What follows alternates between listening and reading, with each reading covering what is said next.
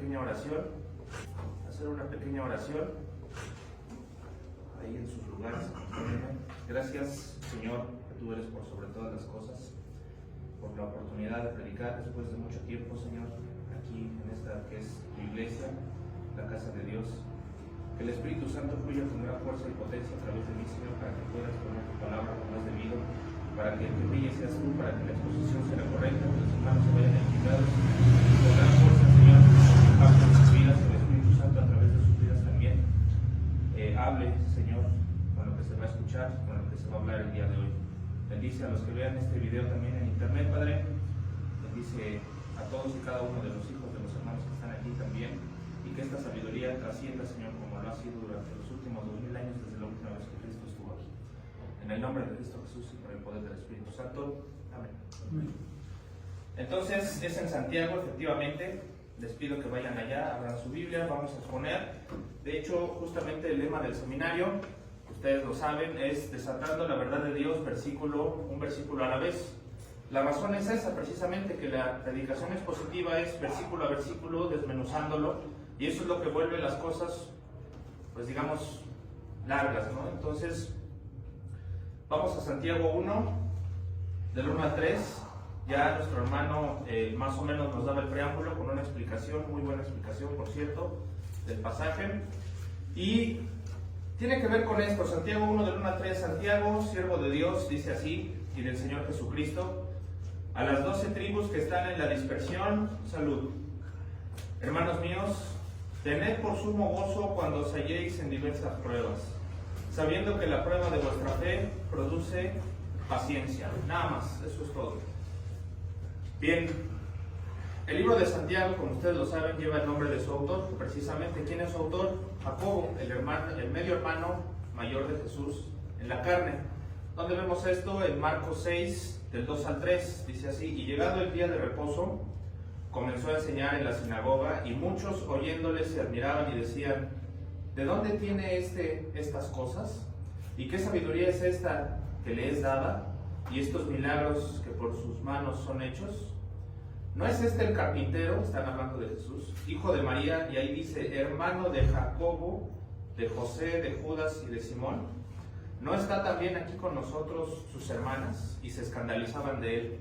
Jacobo, también llamado Santiago, como ustedes lo saben, es precisamente el autor de este libro. Algún tiempo, en aquellos años de los debates y debates teológicos, pensaba que era el otro Jacobo, que también era llamado Simón, pero no, a la luz de estos versículos se sabe que es realmente el medio hermano mayor en la carne de Jesús. Fue controversial, fue un libro muy controversial en la época de la Reforma, Santiago. De hecho, aunque no lo crean, el mayor hombre que atacó este libro fue precisamente Martín Lutero, para quien no lo sepa.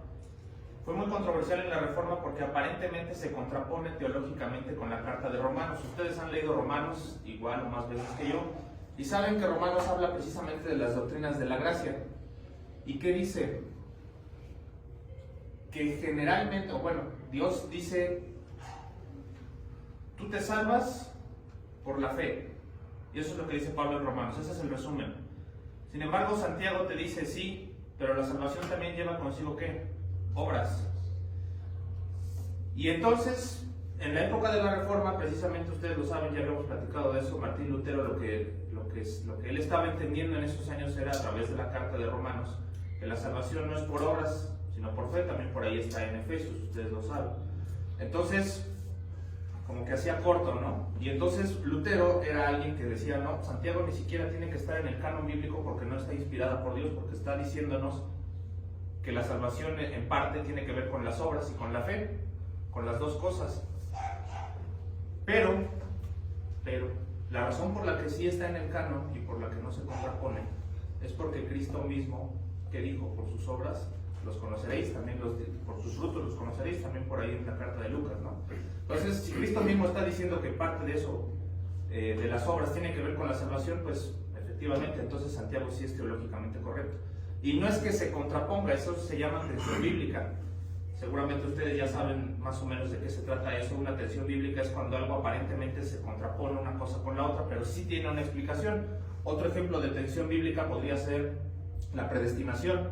Hay gente que dice, ¿Cómo es que Dios va a predestinar a los que son salvos y a otros los desecha? Y por otro lado, la Biblia dice que es responsabilidad del hombre creer en Cristo, porque también tú decides de alguna manera, que tu vida está mal, que tienes que corregirla, que tienes que creer en Cristo y que Cristo te va a ayudar a salir adelante y que efectivamente Él perdonará tus pecados. Entonces ahí es otro ejemplo de tensión. ¿Cómo se explica eso? Más bien la pregunta sería, ¿por qué Dios, siendo santo, se dignó a salvar a unos cuantos? Más bien se tiene que ver, por ejemplo, esa tensión desde la perspectiva de la misericordia de Dios. Porque si nos ponemos muy exquisitos, realmente Dios no tiene la obligación de salvar a nadie, porque todos pecaron y todos están destituidos de la gloria de Dios.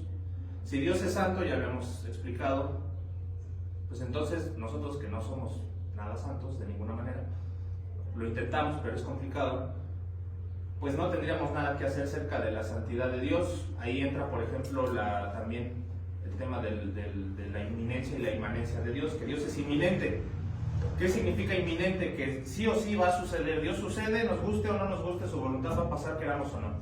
Eso es inminente, Dios es inminente. Y sin embargo es inmanente, no puede convivir cerca de la santidad de Dios, no puede convivir con la carnalidad del hombre, y aún así el Espíritu Santo mora dentro de ti. Es inminencia e inmanencia. Entonces, Santiago es controversial en ese sentido porque se mete en temas muy difíciles de explicación teológica, que sí tienen explicación, no se contraponen, de hecho se complementan, pero todo tiene que ver con la santidad de Dios, con el perdón de Dios y con la misericordia de Dios. ¿De acuerdo? Tiene la autoridad apostólica de su autor, quien vio crecer de cerca y vio hacer todas las acciones de Cristo, hasta su pasión y muerte. Si hay alguien que de verdad podríamos decir que es un testigo de Jehová, de veras, pues es el hermano de Cristo, ¿no? Porque si él lo vio prácticamente desde que nació, no exactamente en ese momento, pero desde bebé, crecieron juntos, vivieron juntos, estuvieron en familia juntos, vio su pasión y su muerte, y después escribe esta carta, tiene la autoridad como si fuera carta apostólica, porque básicamente él fue testigo de toda la vida de Cristo, de todo, incluido de su parte en donde estuvo haciendo milagros. ¿Cuándo se escribió? No se ponen de acuerdo, más o menos dicen por ahí, algunas Biblias dicen que en el 44, otras que en el 47, bueno, la Biblia de estudio John MacArthur dice que entre el 44 y el 49 después de Cristo. El manual bíblico MacArthur también lo maneja así. De cualquier manera fue entre esos años y no hace como gran diferencia, igual fue más o menos por ahí. Contiene al menos dos teologías importantes. ¿Cuáles? Primero, las obras estudiadas dentro de la teología de la antropología del hombre, y la conducta cristiana, que esas se estudian en la doctrina del pecado, de la teología que es la martirología. También toca un punto general, como todos los libros de la Biblia, habla de la cristología. Acuérdense que el tema principal de la Biblia es Cristo, ni siquiera es Dios el Padre, el tema principal de la Biblia es Cristo. Y en esa cristología que está implícita en todos los libros de la Biblia, Santiago basa este libro en el Sermón del Monte, para quien no lo sepa. Si ustedes le ponen atención al Sermón del Monte y le ponen atención a la par al libro de Santiago, se van a dar cuenta que hay muchos paralelismos. De hecho, se podría decir que es una especie de comentario al Sermón del Monte. Necesitan echarse un clavado y pónganle atención y van a ver que como va hablando Cristo y va dando algunas parábolas, Santiago va como explicándolas de alguna forma. Digamos que fue una especie de primer comentario antes de MacArthur, ¿no? Entonces, hace referencia directa a Cristo este libro, por supuesto, lo acabamos de leer en el 1.1, dice: Santiago, siervo de Dios y del Señor Jesucristo, a las 12 tribus que están en dispersión, salud. También en el 2.1 dice: hermanos míos, que vuestra fe en nuestro glorioso Señor Jesucristo sea sin acepción de personas. Hace referencia directa a Cristo, por esa razón también es un libro canónico. Ustedes saben que para que un libro esté en la Biblia tiene que cumplir ciertos requisitos, que Cristo hable sobre esas teologías, que tenga precedencia en el Antiguo Testamento, que no se contraponga teológicamente con otros libros y que haga referencia directa a Jesucristo. Si ese libro de la Biblia no tiene una cristología, no es parte del canon bíblico. Por esa razón, algunas Biblias tienen más libros que otras. ¿De qué depende? De la religión. Si tú te vas con los testigos de Jehová, le quitan por ahí la de Primera de Juan, ya de plano, últimamente. ¿Por qué? Porque habla precisamente de la división de Dios Padre, Dios Hijo y Dios Espíritu Santo. Si tú te vas, por ejemplo, con los católicos, al revés, ahí le ponen libros de más, unos que de plano, y no hablan, yo tengo una Biblia católica adrede, porque un día dije, bueno, ¿qué chiste tiene de diferente? Y me eché un clavado nomás a ver qué brincos daba, ¿no? Y sí, tú lees ese libro de sabiduría, y hay uno también por ahí que dice que hay que orar por los muertos y que hay que poner un pez abajo de la cama para que se vayan con Dios. Unas cosas que dice uno, bueno, y esto, y nada de cristología. Entonces, por esa razón es que nosotros, los reformados, después precisamente de la confesión que hubo en Westminster, sí saben históricamente, ¿no? La confesión de Westminster, que fue la que nos dio el parteaguas de la fe, la diferencia que nos hizo la división, después precisamente de las tesis de Lutero, en donde se reunieron todos los teólogos y dijeron, esto sí es correcto, esto no es correcto. Bueno, pues ahí fue precisamente en donde se terminó de ver cuál es el canon bíblico real, en base precisamente a que hable de Cristo. El punto es que se hable de Cristo. La médula temática entonces es demostrar que la fe viva es diferente a la fe muerta y que Dios permite los problemas que prueban y hacen crecer la fuerza y la calidad de la fe, algo que hablaba muy correctamente nuestro hermano en la introducción, por eso me gustó. Es eso, la calidad de la fe. Cuando, al menos su servidor en ingeniería, cuando te llega un transformador, es ingeniero electricista, y lo vas a poner en una subestación, le tienes que hacer pruebas de rotor bloqueado, pruebas al aceite, pruebas al dieléctrico, pruebas a las boquillas de alta tensión, pruebas, y lo tienes que someter a esfuerzos mecánicos, lo tienes que someter a esfuerzos eléctricos, a ver si no echa chispas, a ver si no hace algo. ¿Por qué? Porque se trata de vidas humanas. Al menos en ingeniería, a alguien que se acerque a un transformador y está mal aterrizado a tierra le va a brincar la corriente.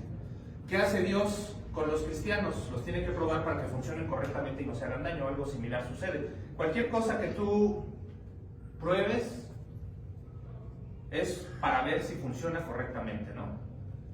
Tú llevas tu carro al mecánico, lo llevas a arreglar y el mecánico, ¿qué te dice? Antes de que salgas del taller, date unas vueltas, o bueno, un buen mecánico te dice, date unas vueltas, a ver cómo lo sientes, a ver si ajustamos un poquito más el clutch, esto y lo otro, y si ya está bien, entonces sí ya lo puedes utilizar. Pues Dios hace algo similar contigo.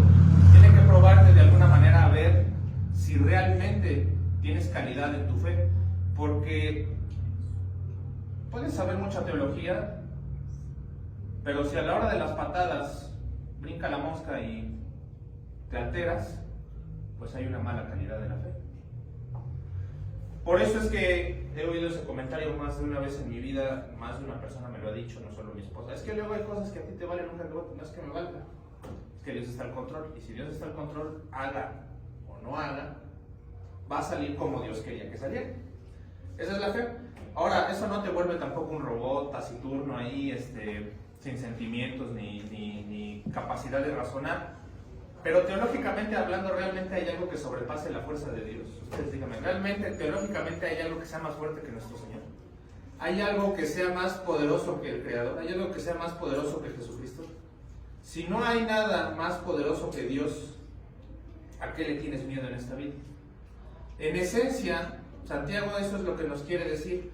Si Dios es poderoso para quitarse la vida y volverla a tomar como está escrito, si Dios es lo suficientemente poderoso para haber creado el mundo, el universo en 7 días solamente para el hombre, que somos la creación cúspide, si Dios es tan poderoso y aparte amoroso con el hombre según a la luz de la teología de la antropología, si Dios nos tiene en gran estima aún más de alguna manera que a los ángeles, porque aunque nosotros no vamos a la velocidad de la luz y no tenemos una capacidad santa de ver a Dios cara a cara, sí tenemos más privilegios que los ángeles. La sexualidad, el predicar, sobre todo predicar. Un ángel no puede venir y pararse aquí a decirles lo que yo les estoy diciendo, porque es un privilegio solo de los hombres, porque Cristo se hizo hombre. Si hubiera querido Cristo que los ángeles predicaran, hubiera muerto por los ángeles. No quiso eso, murió por los hombres para que los hombres predicaran los hombres de Jesucristo, porque es 100% hombre.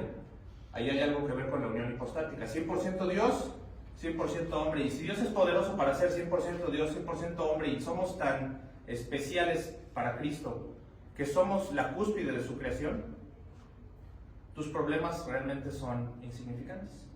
Si lo piensas con cuidado, si de veras lo piensas con cuidado, si analizas esta carta de Santiago al menudeo, te vas a dar cuenta de que es incluso de alguna forma una especie de queja de Dios, casi nos está diciendo, bueno, sí, estás en un problema,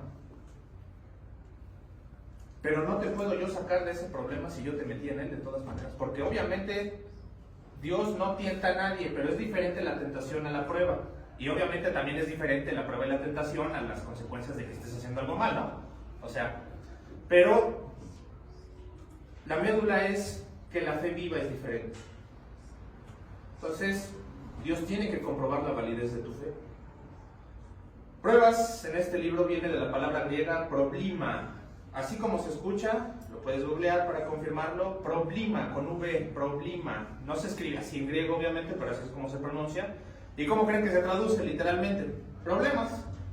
Tiene que ver, digamos, con romper el patrón de la paz. Eso es lo que significa.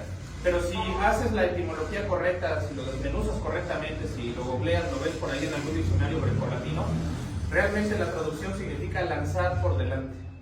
Lanzar por delante. Pro es delante y blimos, lanzar, tiene que ver con el verbo de aventar. Entonces,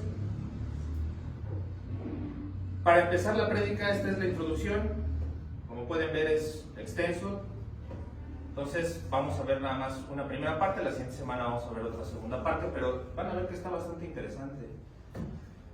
Lanzar por delante. Entonces, para empezar, la Biblia está repleta, así pero atascada de hombres probados por Dios. ¿Sí o no? Tenemos por ahí una lista de lo que dicen que son los héroes de la fe. Algunos murieron y ni siquiera Dios les dio nada, como Abraham, le dijo que iba a tener tierra prometida, Abraham se comprometió, y murió y no vio nada, pero su fe fue probada de cualquier manera, ¿no? Ahí estaba el ejemplo de Isaac, y me iba a ir precisamente con ese ejemplo, con el de Isaac, pero no. Todos conocemos un ejemplo todavía más macizo sobre las pruebas. Job. Vámonos a Job, vámonos ahí a Job 1, porque sí vale la pena. Tú ponte a pensar, ¿cuál es la prueba que tú podrías enfrentar? Realmente ponte a pensar en introspección. Medita en ello un segundo y hazte esa pregunta. ¿Qué sería para mí una verdadera prueba? ¿Embarazar a mi esposa y perder un hijo? ¿Perder el trabajo? Yo creo que en algún momento yo lo pensé y gracias a Dios perdí mi trabajo. Bendito sea Dios, no tengo trabajo desde hace 8 meses. Según la estadística nacional, en México se pierden aproximadamente 30,000 empleos al mes. Vamos a pasos agigantados, esos son datos propios del INEGI. Incluso gente que trabaja en el gobierno, desgraciadamente está perdiendo su trabajo, los que están de confianza. ¿Qué es lo peor que te puede pasar? Piensa en ello. Dios no lo quiera, toco madera. Que la hermana falleciera, imagínese, hermano, ¿qué dirías? Que mi madre falleciera, que violaran a la hija de mi esposa, que lo metieran al bote, profesor, porque una niña dice que según la violaron, que no sea cierto, que ahora está muy de moda. Ponte a pensar en una prueba de veras que te diga, como dicen en México, ¿no? Amar a Dios en tierra de indios. Yo soy secuestrador. Imagina, bueno, ya ven que al pastor lo confundieron con secuestrador, terminó en el tambo un ratito, bueno, en los separos no pasó al tambo todo. No, pues hay pruebas. Y hay pruebas más, voy a decirlo como es, más chidas para los, espiritualmente hablando, para los que luego predicamos. A mí luego se me aparecen los demonios en forma de mi papá, ya les conté una vez. Qué cosa tan fea. Problemas, como les acabo de decir, la traducción de pruebas es problemas, lanzar por delante y Dios te va a aventar por delante. Vámonos a Job. Todo el ataque de Martín Lutero. Todo el ataque a Lutero, vean cómo le fue. Entonces, el 1:1, y vale la pena leerlo, vamos a leerlo. Hubo en tierra de Uz un varón llamado Job, y era este hombre perfecto y recto, temeroso de Dios y apartado del mal. ¿Por qué inicia así Job? Porque quiere que vean Dios que realmente Job ni la debía, ni la temía. O sea, Job era, y es un piropo, que Dios diga, este es perfecto, es porque ya llegó a la estatura de varón perfecto. Para que Dios le diga perfecto a un ser humano, realmente cuesta trabajo. Y de hecho no hay otro en la Biblia, ni Noé, ni Abraham, que Dios se dirija de esta manera, empezando así de lleno el libro, y diga, es perfecto. No, nada más Job. Hombre perfecto y recto, temeroso de Dios y apartado del mal. 4 cosas. De aquí se podría sacar bien una predicación de qué es como debe de ser un cristiano. 4 cosas. Perfecto, recto, temeroso de Dios y apartado del mal. Y le nacieron 7 hijos y 3 hijas. Su hacienda era 7,000 ovejas, 3,000 camellos, 500 yuntas de bueyes, 500 asnas y muchísimos criados. Y era aquel varón más grande que todos los orientales. Y eso ya es mucho decir.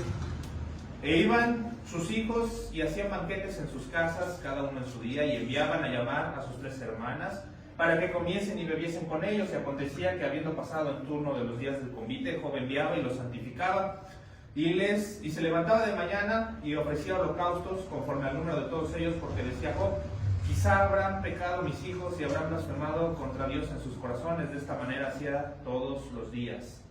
Un día, ahí viene lo interesante, vinieron a presentarse delante de Jehová los hijos de Dios. Curioso, ¿Satanás entonces es hijo de Dios? ¿Le sirve? Si dice los hijos de Dios en plural, ¿incluye a Satanás? ¿Es un hijo de Dios? No va a ir al cielo, pero tiene un rango fuerte, es todo un asunto. Ustedes saben, angelología, demonolatría. Entre los cuales vino también Satanás, el engañador. Y dijo Jehová a Satanás: ¿de dónde vienes? Respondiendo Satanás a Jehová dijo: de rodear la tierra y de andar por ella, como si tuviera otra cosa que hacer, ¿no? O sea, con algo de sarcasmo le dice Satanás al Señor: pues ya sabes, ¿no? ¿Qué ando haciendo? Nomás merodeando. Dice la Biblia que anda como león rugiente, ¿no? Merodeando, buscando a quien devorar. Pues así anda el diablo, nomás dándose un rol. Y Jehová dijo a Satanás: ¿no has considerado a mi siervo Job, que no hay otro como él en la tierra, varón perfecto, otra vez, y recto, temeroso de Dios y apartado del mal? Por segunda vez, 4 cosas que debes de tener en tu vida cristiana. Respondiendo Satanás a Jehová dijo: ¿acaso teme Job a Dios de balde? ¿No le has acercado alrededor a él, a su casa y a todo lo que tiene? Al trabajo de sus manos has dado bendición. Por tanto, sus bienes han aumentado sobre la tierra. Pero extiende ahora tu mano y toca todo lo que tiene, y verás, si no, blasfema contra ti en tu misma presencia. Una mejor traducción, la de la Biblia Internacional: en tu misma cara. Te vas a blasfemar. Vas a ver. ¿Qué dice Dios? Dijo Jehová a Satanás: he aquí, todo lo que tiene está en tu mano, solamente no pongas tu mano sobre él. Y salió Satanás de delante de Jehová. Esto también tiene mucha teología. Todos estos versículos podrían ser también, por eso la prédica puede ser versículo a versículo para desatar la gloria de Dios. A la vez es el lema del seminario, insisto. De aquí puedes sacar un montón de cosas. Satanás no se manda solo. Le tiene que pedir permiso y Dios le dice: hasta aquí. Sí vas a hacer esto, pero hasta aquí. Si lo contrapones con lo que te acabo de decir de Santiago, si tienes un problema en tu vida, por supuesto que Dios está enterado. Y de paso se ha dicho, Dios lo permitió. Pero hay un límite. Lo que te está sucediendo, el diablo puede ponerte hasta cierto punto, pero hasta donde Dios le dio permiso. Nunca se atrevería el diablo a pasar de ese límite. Y nunca se ha atrevido y nunca se atreverá. Aunque sea el príncipe de este mundo, tiene un lugar, se le respeta. Pero no puede hacer algo que el patrón no dejó. Es así funciona. Y si tú lo sigues leyendo, te encuentras, ¿verdad?, con que dice: aconteció en el 13 que un día que sus hijos e hijas comían y bebían vino en casa de su hermano el primogénito, y vino un mensajero a Job y le dijo: estaban arando los bueyes y las asnas, paciendo cerca de ellos, y acometieron los sabeos y los tomaron y mataron a los criados a filo de espada. Solamente escapé yo para darte la noticia. Aún estaba hablando cuando vino otro que dijo: fuego de Dios cayó del cielo. Fuego de Dios, o sea, en tu vida, ¿qué puede pasar? Te puede caer fuego de Dios del cielo. Claro, ya en un sentido no estricto, no va a llover, no van a caer meteoritos, ¿verdad? Dios no lo quiere. Hasta el Apocalipsis. Fuego de Dios cayó del cielo que quemó a las ovejas y a los pastores y los consumió. Solamente escapé yo para darte la noticia. Todavía estaba hablando y vino otro que dijo: los caldeos hicieron 3 escuadrones y arremetieron contra los camellos y se los llevaron y mataron a los criados a filo de espada, y solamente escapé yo para darte la noticia. Entre tanto que hablaba, vino otro que dijo: tus hijos y tus hijas estaban comiendo y bebiendo vino en casa de su hermano el primogénito. Y un gran viento vino del lado del desierto y azotó las 4 esquinas de la casa, la cual cayó sobre los jóvenes y murieron. Y solamente escapé yo para darte la noticia. Entonces Job se levantó y rasgó su manto y rasuró su cabeza y se postró en tierra y adoró. ¿Qué podemos decir de la calidad de la fe de Job? Más adelante, cuando ya Satanás tiene permiso de tocarlo en su cuerpo, maldice su día, pero no maldice a Dios. retiene su integridad, de hecho, a lo largo de todo el libro. Sí se queja, porque los discursos subsecuentes hablan de las quejas de Job, pero no tira la toalla en el sentido de que no abandona a Jesucristo. Y obviamente es porque Jesucristo no lo abandona a él. Yo sé que mi Redentor vive. ¿Por qué hablo de Jesucristo? Claro que Job sabía que Jesucristo habría de venir. La razón por la que Job fue salvo fue porque sabía que Jesucristo, su Redentor, habría de venir. Entonces, así como Job, que perdió absolutamente todo, obviamente esto solamente fue una vez, no se le llama dispensación, es una ejemplificación. Teológicamente Dios solamente lo permitió una vez con un solo hombre que era de esa talla, una prueba al nivel de la talla de ese hombre, para fines teológicos bíblicos, es decir, para que se escribiera esta parte de la Biblia, pero no es que te vaya a pasar tampoco algo así a ti. Ahora que en todo caso lo mejor que te puede pasar es que te mueras, porque el vivir es Cristo y el morir es ganancia, no hay nada que hacer en esta vida, lo vamos a ver. Entonces, un dato interesante de hecho es que Jesucristo, si tú lo ves ahí en Juan 11:35, no lo busques, de todas maneras lo conoces, seguramente es uno de los versículos más pequeños de la Biblia. El dato interesante es que Jesucristo lloró y tal cual dice Juan 11:35, Jesús lloró, pero no hay registro de que Jesús haya reído una sola vez. Tampoco hay un registro en la Biblia que diga que Jesucristo explotó de alegría de alguna manera.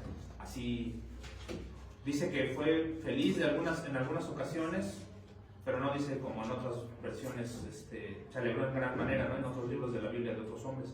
Jesús lloró, pero en ningún lado hay registro de que haya reído. Y eso que él es Dios, y tiene motivos para reír. Entonces, ¿qué habla eso? Ese pequeño dato interesante. Pues, ¿qué te espera a ti? ¿Qué nos espera a nosotros? Si tú, de hecho, es un panorama un poquito desalentante en ese sentido, si tú te vas allá a Hebreos 11, a los héroes de la fe, dice que Abraham pasó y no vio el día de Jesús, o sea, vio el día de Jesucristo, pero no llegó a la tierra prometida, ¿no?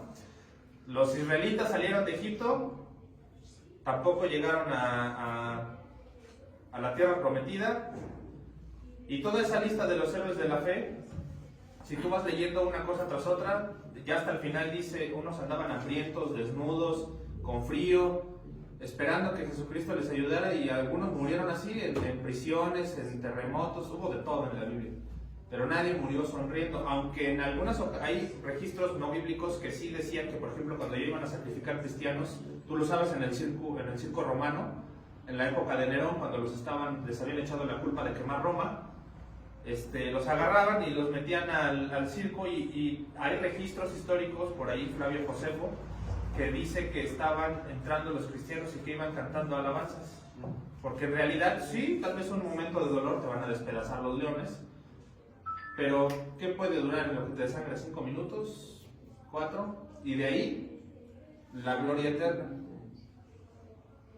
Claro, se dice fácil, pero ellos, quién sabe si tal vez cantaban medio llorando, ¿no? Así como, bueno, pues sí, ya. Porque eres un ser humano, Dios no te dice que no vas a sentir, claro que vas a sentir. El asunto es que tengas en mente que es más fuerte Dios que tu problema.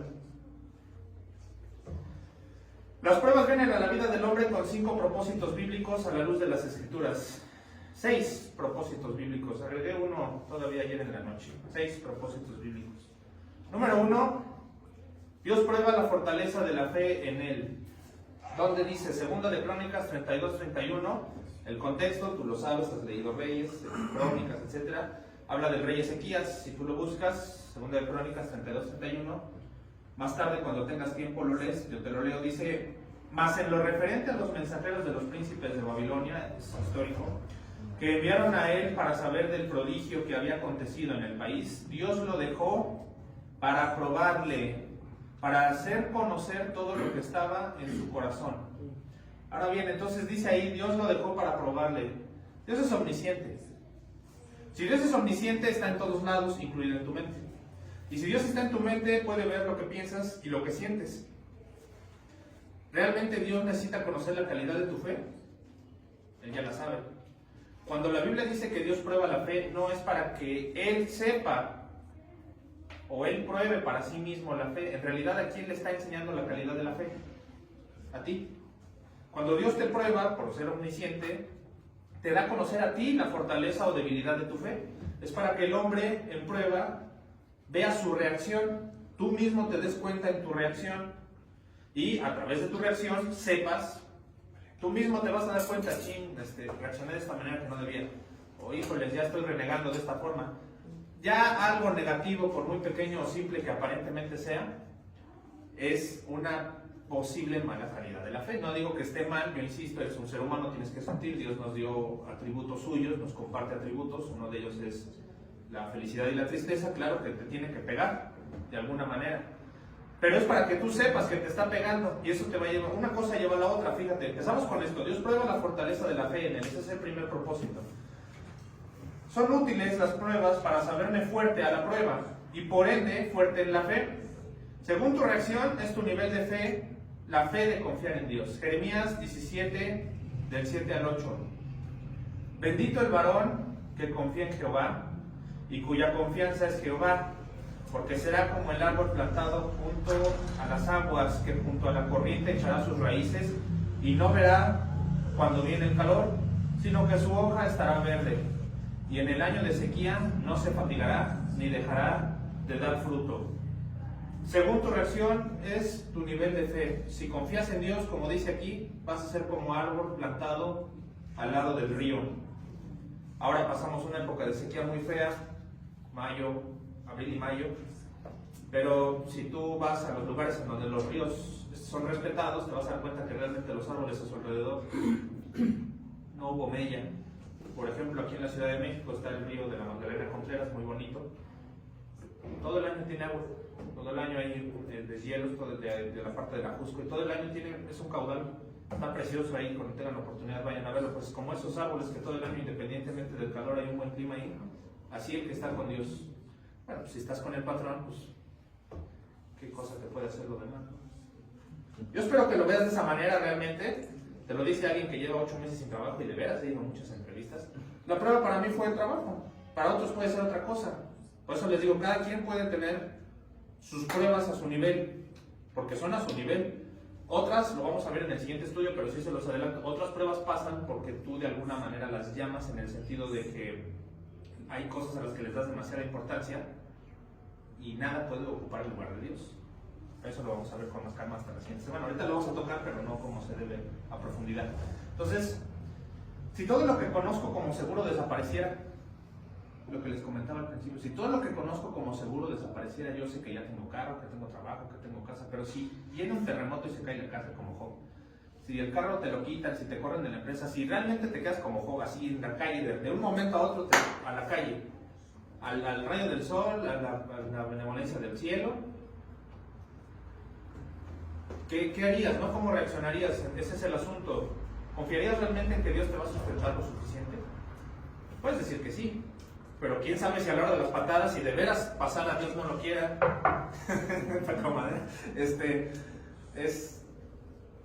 o sea, tú te haces en algo seguro, tú piensas que es algo seguro, pero la realidad es que si Dios quiere te lo quita, aunque tengas las escrituras de tu casa. Si Dios quiere que venga un terremoto y se caiga, no te lo va a pagar el gobierno, ¿eh? Ya ves lo que pasó en el 85 y ahora en el 2017. De ceros, una casa de campaña, agüita, pan y la benevolencia de Dios. Se oye complicado, ¿no? Entonces, tú confiarías que Dios te va a sustentar lo suficiente a lo largo del camino, y esto te recuerda que eres peregrino. Esto descubre pues lo fuerte que Dios está contigo. Depende de ti en parte. Número 2, propósito número 2. Dios usa las pruebas para humillarnos.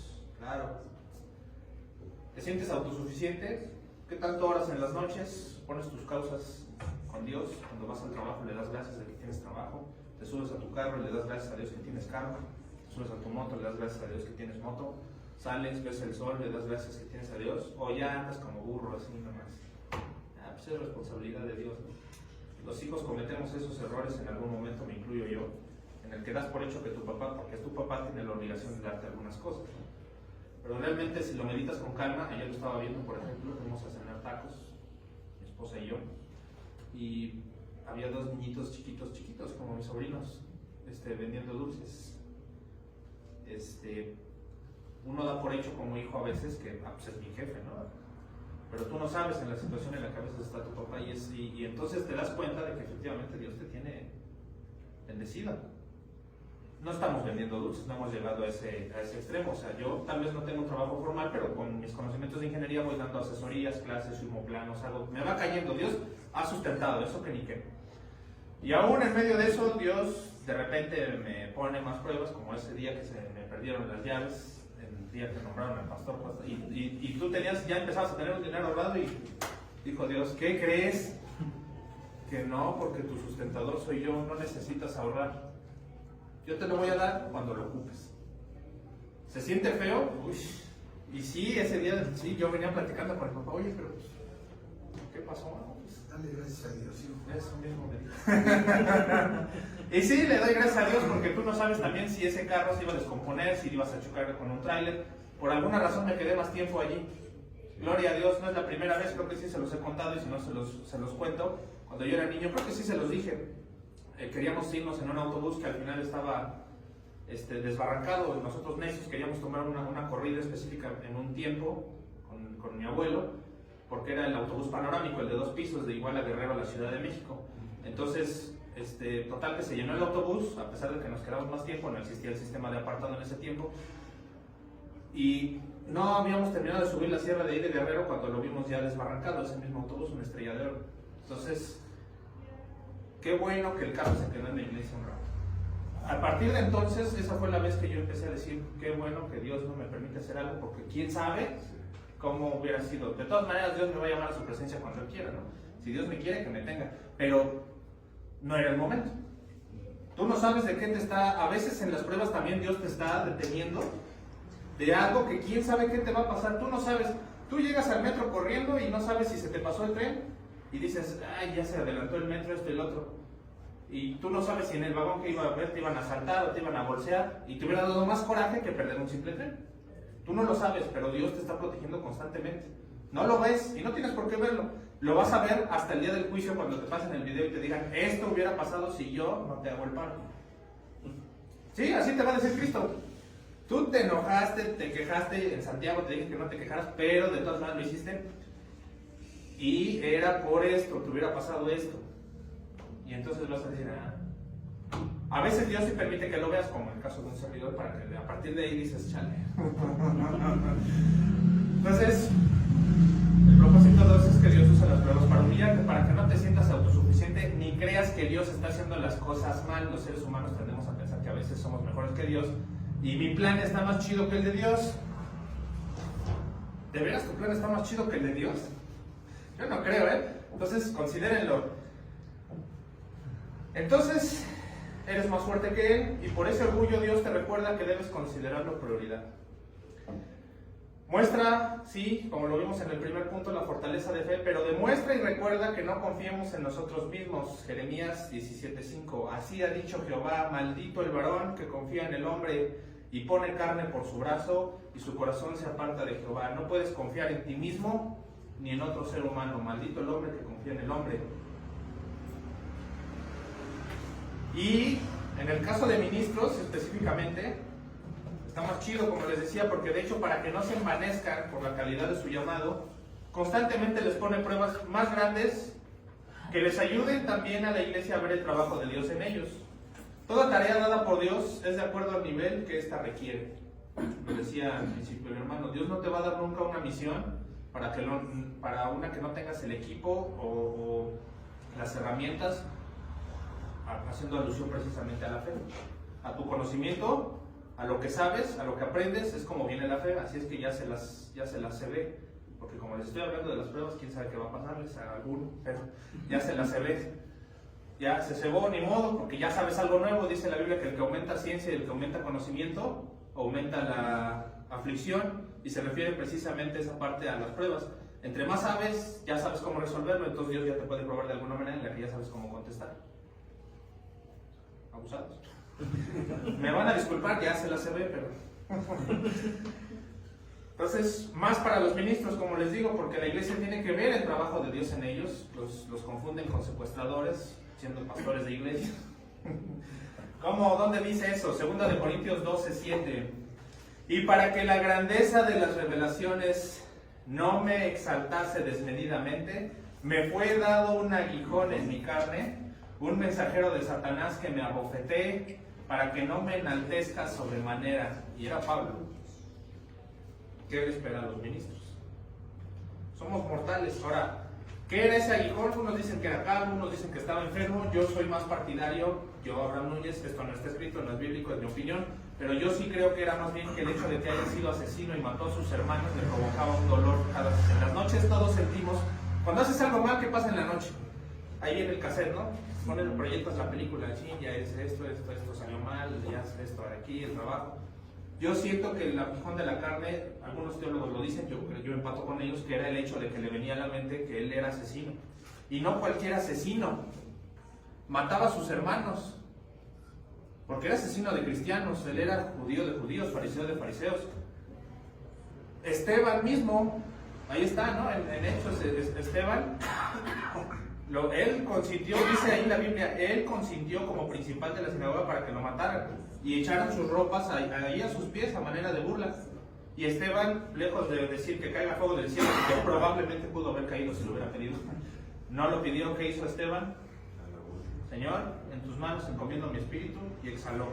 No les tomes en cuenta su pecado, porque si Esteban hubiera querido fuego del cielo, quién sabe si Pablo hubiera sido salvo.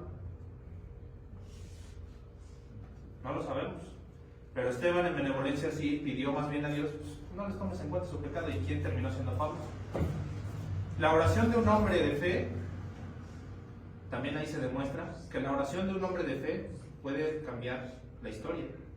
Claro, no es algo que se salga de los planes de Dios, de su omnisciencia, es su voluntad.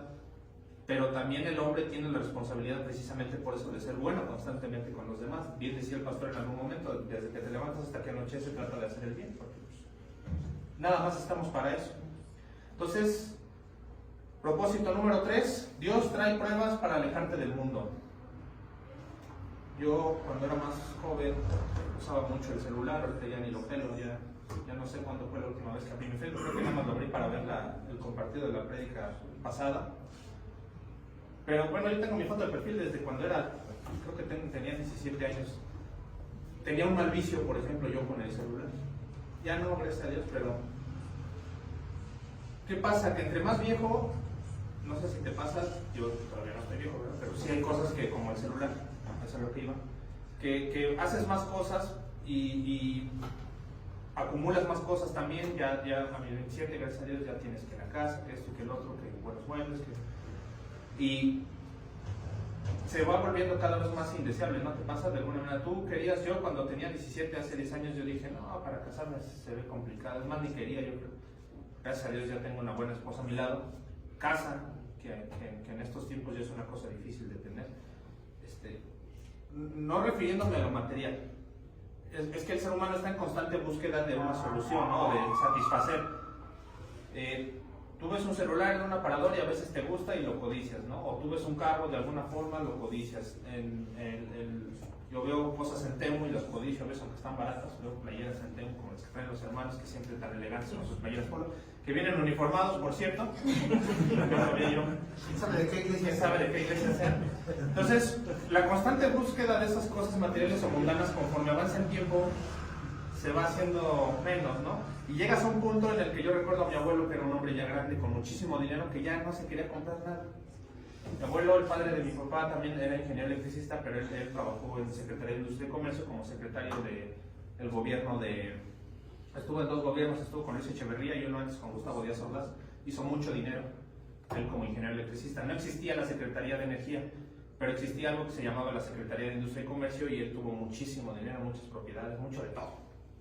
Entonces, y cuando era viejo, pregunten, no se compraba nada, le dolía el codo para comprarse un chicle. No es porque fuera codo, sino porque ya no le sabía. Llegó un punto en el que él ya no deseaba la vida. Entre más pasa el tiempo, la tendencia es a que el ser humano se da cuenta que en realidad no hay nada. Como llegan al mismo punto al que dice Salomón, vanidad de vanidades, al final del camino que hay, nada. Querías una playera, ya te la compraste, y cuando te la compras se te acabó la felicidad así. Querías una computadora de alguna manera, ya la compraste, y cuando la compraste, la viste, la obtuviste, la felicidad se esfumó así. La felicidad, según la Biblia, es de hecho la esperanza. Cuando tú querías esa playera, esa computadora, ese celular, decías, wow, ya me lo voy a comprar, y ya casi llego, y voy a la meta, y esto y lo otro. Y en realidad la felicidad era el trayecto. Porque cuando ya te lo compraste, se acabó el trayecto, se cumplió la meta, y ya. Pues a la luz de las Escrituras, por eso Dios dice que la esperanza es la que nos mantiene vivos a los creyentes. En realidad nuestra felicidad, el gozo del que habló el hermano al principio, es el trayecto. El fin ya lo sabemos, vamos a gloria, pero el trayecto es lo que lo vuelve divertido. Cuando tú quieres un iPhone, tienes que guardar una feria, ¿no? Porque no vale 10 pesos. Y te da gusto ir guardando porque te acercas a esa meta. Pues eso es algo similar en la vida cristiana, tienes que disfrutar el trayecto, incluso a través de las pruebas. Eclesiastés 1:2, vanidad de vanidades, dijo el predicador, todo es vanidad. Vano, hueco, no hay nada. Los que gustamos de ir al gimnasio, al ejercicio, al final sabemos que te vas a poner viejito y se va a caer todo. ¿Han visto a Arnold Schwarzenegger últimamente? Está todo caído. Hace ejercicio, pero ya no es un Olimpia. No, ya no es Mr. Olimpia. Es Schwarzenegger. Es Schwarzenegger. Eclesiastés 12:13, el fin. Fíjate, aquí hay algo interesante. También se puede hacer una prédica de eso, de Eclesiastés 12:13. Lo que les acabo de contar resumido a la luz de la Biblia, el fin de todo discurso oído es este, y no solamente se refiere al Eclesiastés, todo en tu vida es un discurso, todo el discurso de tu vida te lo va a resumir Dios. El fin de todo discurso oído es este: teme a Dios y guarda sus mandamientos, porque esto es el todo del hombre. ¿Quieres conocer cuál es el propósito de la vida humana? Guardar los mandamientos de Dios, porque esto es el todo del hombre. Lo que te hace feliz es el trayecto, ir de gloria en gloria, como dice San Pablo, hasta la gloria venidera. No lo digo yo, ahí está la Biblia, se demuestra, ahí está. Y les di ejemplos burdos, a lo mejor un celular, una computadora, un carro, lo que quieras, pero ya que llega, vanidad de vanidades. Entonces, espero que sí lo hayan notado, ese es el propósito 3, que Dios trae las pruebas para alejarte del mundo. Dios desea que dejes de ver el mundo con ojos de habitante del mundo. Dios creó todo, ya hemos hablado incluso del dinero en algún momento. Dios creó todo y por ende satisface lo que hace falta en este peregrinar que está de paso. La providencia de Dios es parte de la gracia especial y de la gracia común, es algo que ya había predicado el pastor también. Génesis 22, del 6 al 8, hablando de la providencia. Fíjense, hay teología de la providencia. No existe como tal la palabra en la Biblia original, pero nosotros la tomamos de las traducciones. Génesis 22, 6 al 8. Y tomó Abraham la leña del holocausto. Está hablando aquí de la historia, tú te acuerdas de cuando iba a sacrificar a Isaac, que se lo pidió Dios, otra prueba. Y tomó Abraham la leña del holocausto y la puso sobre Isaac su hijo, y él tomó en su mano el fuego y el cuchillo, y fueron ambos juntos. Entonces habló Isaac a Abraham, su padre, y dijo: Padre mío. Y él respondió: heme aquí, mi hijo. Heme aquí, mi hijo. Y él dijo: he aquí el fuego y la leña, mas ¿dónde está el cordero para el holocausto? Y respondió Abraham: Dios se proveerá de cordero para el holocausto, hijo mío. E iban juntos. En medio de la prueba, la contestación: Dios proveerá. ¿Cómo? No es mi problema. Y tienes que descansar. Se oye feo, pero tienes que decirlo así. Es tu problema realmente, por mucho que brinques, que saltes, que cabes, que vendas, que no vendas, que intentes. Si Dios no lo quiere, va a venir. Dios va a proveer como Él quiera proveer. Entonces, pues si de todas maneras lo tienes que hacer, o por ejemplo en un gasto o algo, pues como eso de las llaves, pues Dios proveerá. Entonces, propósito número 4. Dios prueba para que demuestres lo que realmente amas. Y ese es un punto doloroso. Y ahí te va, este está bueno, agárrate bien de la silla. Dios te prueba para que demuestres lo que realmente amas. El ejemplo de Abraham, precisamente. ¿Habría habido algo más precioso para Abraham que su hijo? Era lo que más esperaba. Rico ya era, esposa ya tenía, concubinas también. ¿Qué le hacía falta? El hijo. Y cuando llegó lo más preciado, agarra a Dios y le dice: pues échamelo. Dios prueba, es teología, Dios prueba con lo que más quieres, con lo que más amas, para que demuestres qué es lo que realmente más amas. Todo Génesis 22, de hecho, si lo lees, no nada más lo que acabamos de leer, Dios le pide constantemente, le está diciendo: tu hijo, tu único, tu hijo, tu único, tu hijo, tu amado, tu hijo. O sea, le está diciendo, le está recordando, le está haciendo así a la llaga, ¿no? Pues échamelo, porque Dios sabía que es algo que Abraham amaba demasiado. Dios le pide esto. Dios te va a pedir esto que tanto amas para darte algo mejor. Vida eterna por confiar en Cristo. Juan 8, 54 al 58. Respondió Jesús: Si yo me glorifico a mí mismo, mi gloria nada es. Mi Padre es el que me glorifica, el que vosotros decís que es vuestro Dios. Pero vosotros no le conocéis, mas yo le conozco. Y si dijere que no le conozco, sería mentiroso como vosotros, pero le conozco y guardo su palabra. Abraham vuestro padre se gozó de que había de ver mi día, y lo vio y se gozó. Entonces le dijeron los judíos: ¿aún no tienes 50 años y has visto a Abraham? Jesús les dijo: de cierto os digo, antes que Abraham fuese, yo soy. Y ahí están las pruebas, la teología de las pruebas. Claro, habla ahí de muchas cosas también, de que ellos, cómo adoran al padre Abraham y a Moisés, los judíos, ¿no se han dado cuenta? Cuando yo era niño íbamos a estudiar en la sinagoga a Torah con los judíos, había un rabino que como le caía yo muy bien, de hecho era el más viejo, Shlomo creo que se llamaba, Shlomo. Y Abraham siempre me saluda, Abraham, como ellos hablan, ¿no? En el hebreo, Abraham para acá y Abraham para allá, es un nombre muy especial para los judíos, le ponen, generalmente de hecho se lo ponen a sus primogénitos. Y no es tan extravagante ese hecho, el punto es que ellos lo ven como, el padre Moisés, Moshe. ¿Han visto cómo los judíos casi se reverencian cuando escuchan Moshe Rabenu, el rabino Moisés? Porque dio la ley, obviamente, fue la inspiración de Dios, el preámbulo bíblico de la gracia. Tiene su lugar prominente, por supuesto, Moisés, pero realmente es un ser humano, como dice aquí, Jesucristo les dice a los judíos: de cierto les digo, antes de que fuese Abraham, yo soy, y ahí hay un yo soy. O sea, aún en las pruebas, como dice aquí, él vio mi día y se gozó. Abraham le pidieron a su hijo, pero dijo Abraham: aquí está, porque el día de Jesucristo viene. Y al final, a la larga, ¿qué dijo Abraham? De todas maneras, si se muere y ya no revive, lo voy a ver en el cielo. Si se muere, Dios lo puede revivir, en todo caso, porque Dios es poderoso para levantar aún entre los muertos, ¿no? También dice la Biblia que Abraham pensaba eso, que poderoso es Dios. Le pasaron 1000 cosas a la luz de la misma Biblia a Abraham, pero de cualquier manera era el ejercicio de la fe. ¿Lo quieres? Ahí está. Y como se los dije yo al principio también, a mí si Dios me pide un día, pues que me tenga, ¿no? Realmente ni siquiera yo mismo me pertenezco en ese sentido. Si lo analizas con cuidado, realmente ni tú mismo te perteneces, porque no te perteneces. Y si Dios quiere, Dios no quiera. Pero si Dios quiere, un día quedas vegetal por un accidente o algo, pues Dios, ahí se nota que no te perteneces. Porque aunque tú le des la orden al cuerpo de que se mueva, si Dios dijo que no. Y hay gente así, vegetales. Sí oyes, sí escuchas, sí paladeas, pero no te mueves. Claro, no es vida, pero ahí se demuestra. Y esos tipos de pruebas generalmente Dios se las pone a cierto tipo de personas. Y vamos a hablar de eso precisamente en este punto, que demuestra a Dios lo que realmente amas. El ejemplo de Jonás. ¿Habrá habido algo más sagrado para el profeta que la salvación de Israel? Por eso es que realmente Jonás se enojó, porque le dice: bueno, pero este pueblo incircunciso, o sea, realmente los de Nínive no eran judíos.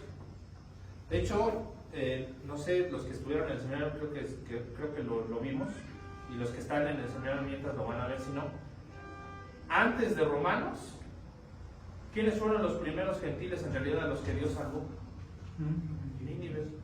Tiene una importancia trascendental el libro de Jonás, por el hecho de que un profeta se desilusiona de que Dios salve, por el hecho de que es un profeta enojón y demuestra que aún ministros pueden ser enojones, por el hecho principal de que Dios ya salvaba gente que no era judía. Hay mucha teología detrás del libro de Jonás, pero ahorita hablando propiamente de lo que realmente amas, que es con lo que Dios te prueba, Jonás amaba mucho a su pueblo como buen profeta. Lo que le molestaba a Jonás era que tenía que predicarle a gente que no era judía. ¿Cómo van a salvar? ¿Cómo va a salvar Dios gente que no pertenece al clan, ¿no? De alguna manera un poquito clasista. Pues sí, ya desde entonces Dios salvaba, claro, porque como le dice al final, termina el libro con eso: hay gente que no distingue entre su izquierda y su derecha, y no tendré yo misericordia de ellos. Están todos burros, casi le dice.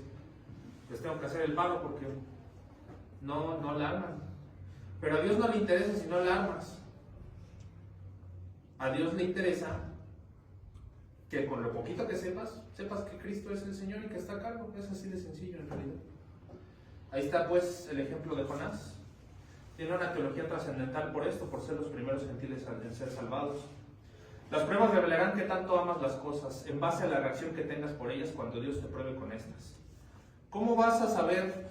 Y de ahí sale la pregunta: ¿cómo vas a saber cuál es la prueba que viene para mí? Eso que temes, probablemente es lo que va a venir. Eso que temes, probablemente es lo que va a venir. ¿Se lo darías a Dios, eso que te va a quitar? La gloria de Dios es mayor que tus deseos. Si reaccionas con apego a lo que Dios te quita, puedes correr el riesgo de amargarte y demostrar que Dios no te es suficiente y de paso morirte de ansiedad, ¿no? Porque te va a empezar a dar ansiedad. ¿Cómo me quitó Dios? Empiezas a hacerte preguntas. Y ese es el punto. Por eso Dios te lo quitó, porque te ibas a hacer preguntas. Porque te iba a doler. Y te duele porque lo amas demasiado.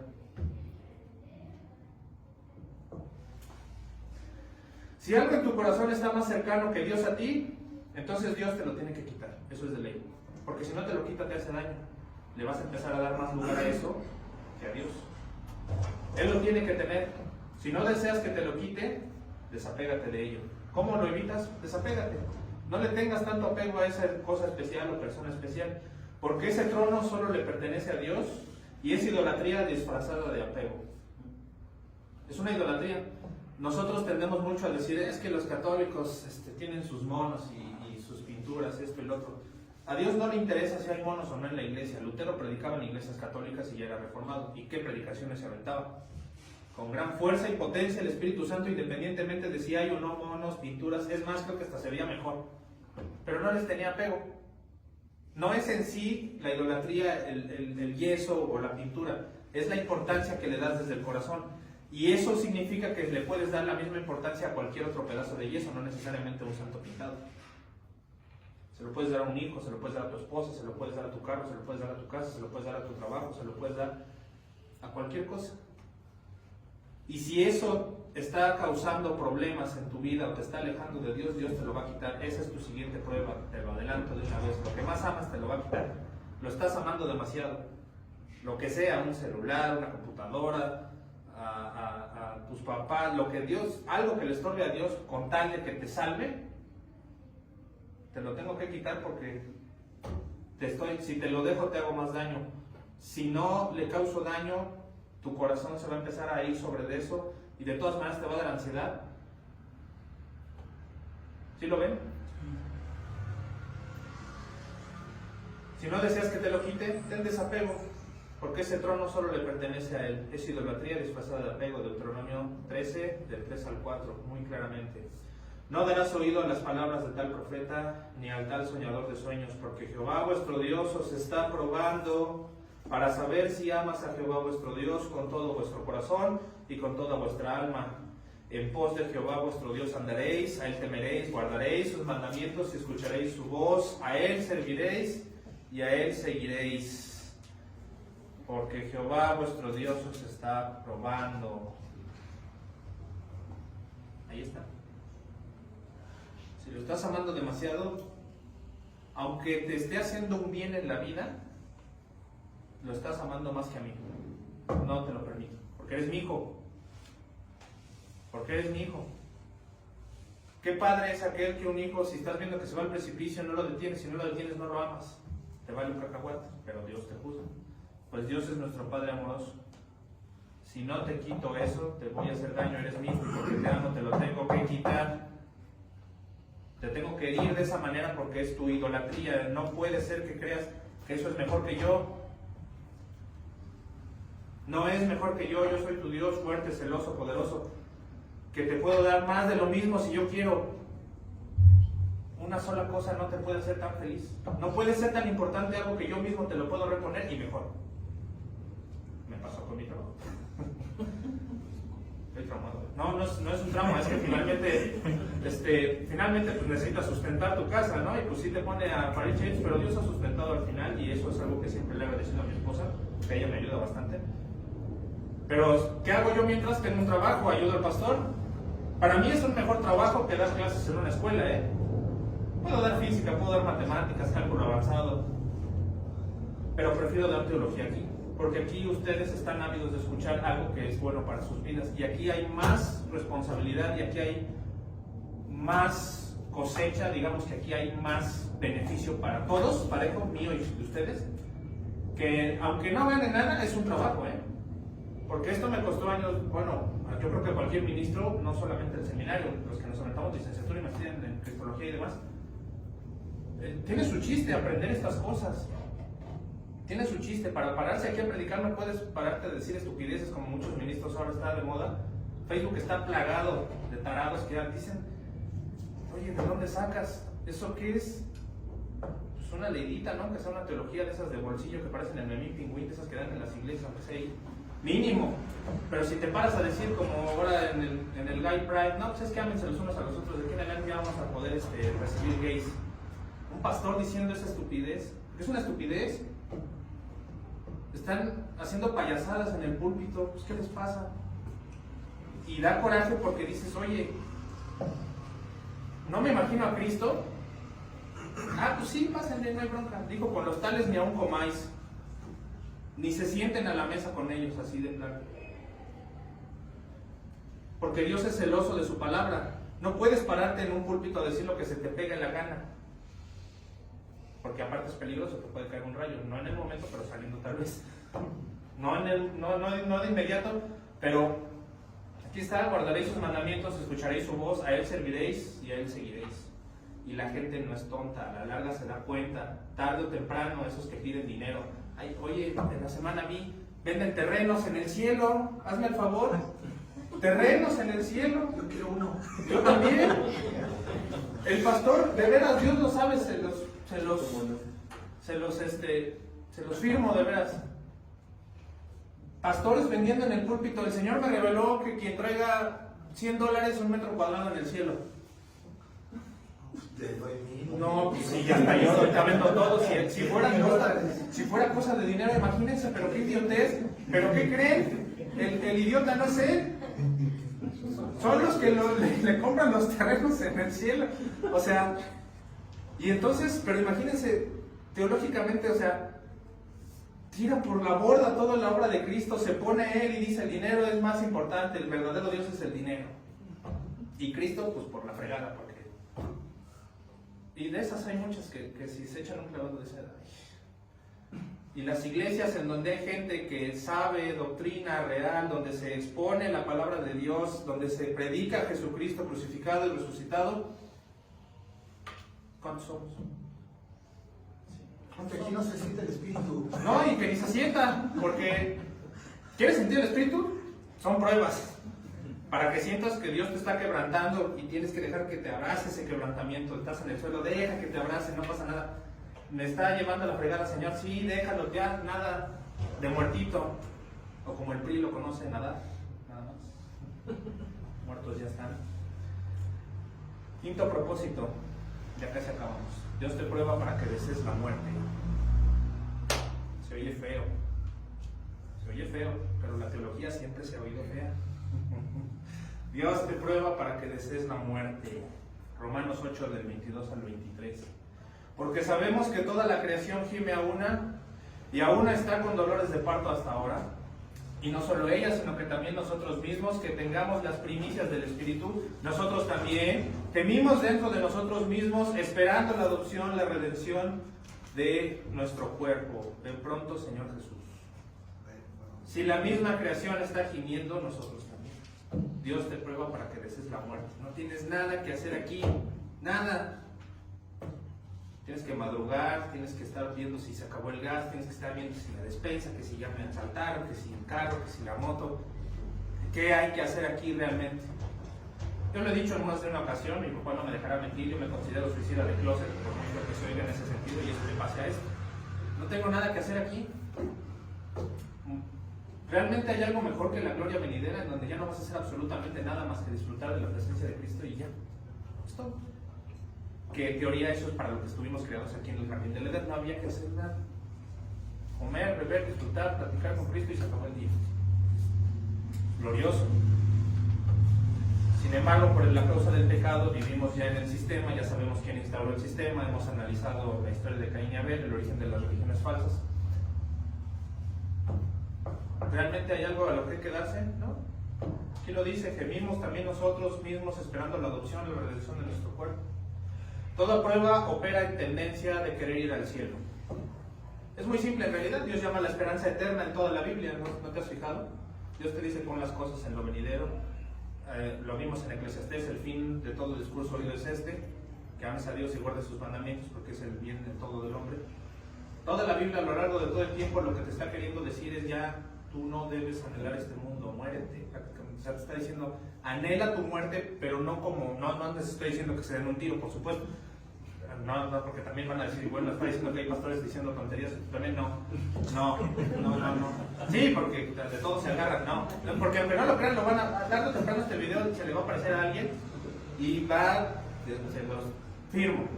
Porque predicar la palabra de Dios tiene correctamente tiene sus detractores. Y qué bueno, porque si no tuvieras quien te esté atacando, estás haciendo las cosas mal.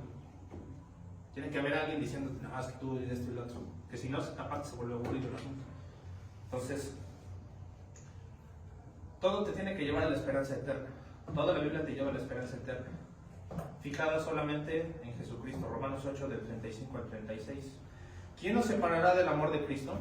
¿Tribulación o angustia? ¿O persecución o muerte? ¿O hambre o desnudez? ¿O peligro o espada? Como está escrito, por causa de ti somos contados como ovejas de matadero. Tu tesoro real está en el cielo, aunque sea un cuartito.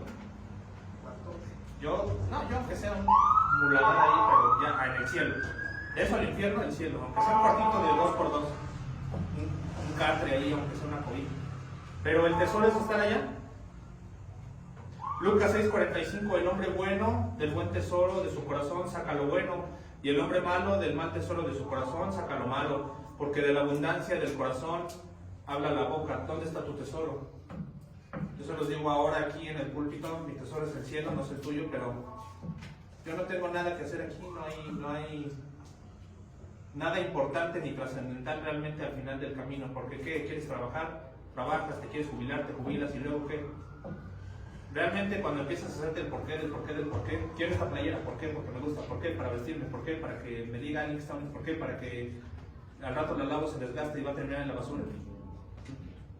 Si pones atención a todo, ¿para qué? Si le pones un porqué, al porqué del porqué, cuando quieres algo, te vas a dar cuenta que vas a llegar a lo que dijo Salomón, vanidad de vanidades. Realmente, no te estoy diciendo que vengas a la iglesia en red soltera tampoco, ¿verdad? Porque pues, hay que vestirse, pero no le tengas apego ni siquiera a la ropa porque tampoco tiene un fin. Sí se oye grotesco, pero esto es un harapo. ¿Cuánto puede durar? 100 años, a veces menos. ¿No han visto la ropa de sus abuelos? Ya está toda rota, perjudida. Si es que aún hay ropa del abuelo, ¿verdad? O polillada, se lo comen, no se lo tragan la polilla. Con video es bíblico, la polilla corrompe y todo se acaba. Tu tesoro es el cielo, Jesucristo es tu tesoro. Yo esperaría que fuera eso.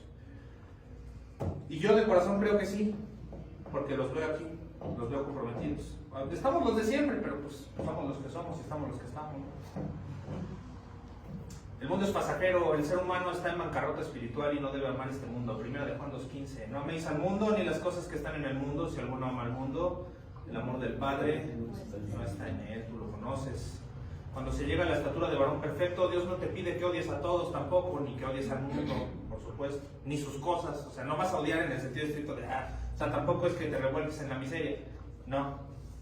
Tienes que odiar al pecado del mundo, eso es a lo que se refiere en la Biblia. No al mundo ni a sus cosas, al pecado en el mundo. Acuérdense que de hecho la mayoría de las cosas son amorales. Una cerveza no te mata, un cigarro no te mata, estar sentado ahí tal vez porque las sillas son un poco incómodas. Pero Dios dijo que todo era bueno, vio su creación y vio Dios que era bueno. La mayoría de las cosas son amorales. No las tienes que odiar tampoco, pero tampoco las ames demasiado. Disfruta el mundo que Dios te da, porque sí es cierto, también Dios le dio somos su creación cúspide, disfrútalo, pero no lo disfrutes demasiado, o sea, no, porque aún tienes que disfrutar la prueba, estar revolcándose a veces te hace sentir vivo, porque si no, si todo el tiempo estuvieras bien, como lo predican las iglesias de la prosperidad, que todo el tiempo bien, Gloria a Dios. y gloria a Dios, se volvería aburrido. Cuando te salen todas las cosas como tú querías, yo creo que dices, chale, ni yo me lo esperaba. Y le da más sazón. O cuando algo no sale y te obliga a dar otro camino y descubres que salió mejor, dices, muy bien. Entonces, sazona la vida. Dios sazona la vida también a través de las pruebas, para que no te apegues a este mundo. Sí, disfrútalo, pero tampoco te amarres a él. Porque hay gente que de verdad no se quiere ir, como los que no se quieren jubilar, ¿no han visto? En el gobierno, allá con mi papá, había muchos que estaban ya viejos, ganando un dineral, pero no saben hacer otra cosa. ¿Qué voy a hacer? ¿Qué voy a hacer si me jubilo? Pues, oye, te doy una... duerme, ¿no? De entrada, no te dan ganas de echarte un coyote de perdida, ¿no? O sea, deja de madrugar y ya con eso. Buenísimo. Último punto, propósito 6. Las pruebas te demuestran que debes valorar la bendición de Dios. Y eso es a lo que iba, precisamente una cosa lleva a la otra, como les iba diciendo. No es que odies al mundo, disfrútalo. Dios te dio un mundo maravilloso. Ahorita puedes salir, es domingo, vete a pasear, vete a Hidalgo, a Real del Monte, cómete un pastel, vete por un café. Si tienes la lana, llévate a tus hijos. Disfruta tu carro, vete al DF, vete a un río. Dios nos ha dado un mundo maravilloso para disfrutarlo también. Ahorita que ha llovido, los bosques seguramente están preciosos en Hidalgo. Gózalo. Agarra un día y ¿sabes qué? Vamos a disfrutar el mundo que Dios nos dio. Porque Dios nos va a probar. Cuando nos pruebe, lloramos. Pero si ahorita Dios nos está dando felicidad, bendición, vamos a gozarla. Porque en la prueba Dios nos lo va a quitar. Indefectiblemente va a suceder. Si ahorita estás y tienes oportunidad, disfrútalo, goza el mundo que Dios te está dando, porque es para ti. Dios te trata, teológicamente hablando, Dios te trata como si fueras la única persona sobre este planeta. No sé si sepas, eso es un principio de antropología. Dios te ama al grado de que aunque hubiera creado todo y fueras el único, así como Adán, Dios te amaría de la misma manera en la que te ama en este momento, aunque estemos los demás. Tiene el mismo cuidado de ti, como si fueras la única cosa, el único ser humano creado en este mundo. Eso es un principio de antropología, es teología. A ese nivel te ama Dios, disfrútalo. Y por eso Dios te azota también, porque te trata como si fuera su único hijo, su única persona amada y su único problema del cual cuidar. Parejo, sí, porque no nada más lo chido, ¿no? Entonces, propósito 6, las pruebas te demuestran que debes valorar la bendición de Dios. Era feliz y no lo sabía. ¿Han oído esa frase? Híjole, cuando yo era niño era feliz y no lo sabía. Ir a la escuela, prender la tele, desayunar, comer, cenar, la tarea y se acabó. Era feliz y no lo sabía. Otra frase común, lo tenía todo para triunfar y no quise hacerlo. Híjole, si hubiera terminado la carrera o se presentó después, años después, una oportunidad laboral y no acabé, me dijeron que acabar. Si me hubiera comprado esa casa en ese año, si hubiera comprado el coche en ese año, si hubiera aprendido a andar en moto, si hubiera aprendido a nadar, si esa vez hubiera ido a Pachuca que tenía ganas, sí, se acabó. Es parte de la prueba. Dios te demuestra que debes valorar la bendición de Dios cuando está. Porque cuando ya no esté en la prueba, puedes hasta amargar. El cojo extraña su pierna. El que menospreciaba su carro extraña andar cómodo. El que perdió un hijo extraña a ese hijo. Y ve, ¿no? A los papás con bebés. ¿Qué dice Chin? Pues es que... El que perdió su trabajo extraña su trabajo. O extraña el trabajo. El destrabajo no, pero el trabajo de línea. Nadie sabe lo que tiene hasta que lo pierde. Nadie sabe para quién trabaja también. Va por el mismo sentido, ¿eh? Está muy rudo esto. ¿Dónde dice Eclesiastés 2.26? Claro, ustedes están acostumbrados a los versos. Claro que les doy los versos. Y yo todo lo respaldo con teología. Eclesiastés 2.26, porque al hombre que le agrada a Dios le da sabiduría, ciencia y gozo, más al pecador da el trabajo de recoger y amontonar para darlo al que agrada a Dios. También esto es vanidad y aflicción de espíritu. Y todo esto de Santiago 1, del 1 al 3, es las generalidades. No hemos entrado en la predicación base. La verdad de Dios se desata un versículo, esa es la predicación expositiva. Esto es la introducción, ya les dije cómo está el libro y por qué hace las cosas Dios. La siguiente semana ya nos metemos leyendo el escrito. Hermanos, están servidos. Que Dios les bendiga. Les voy a dar paso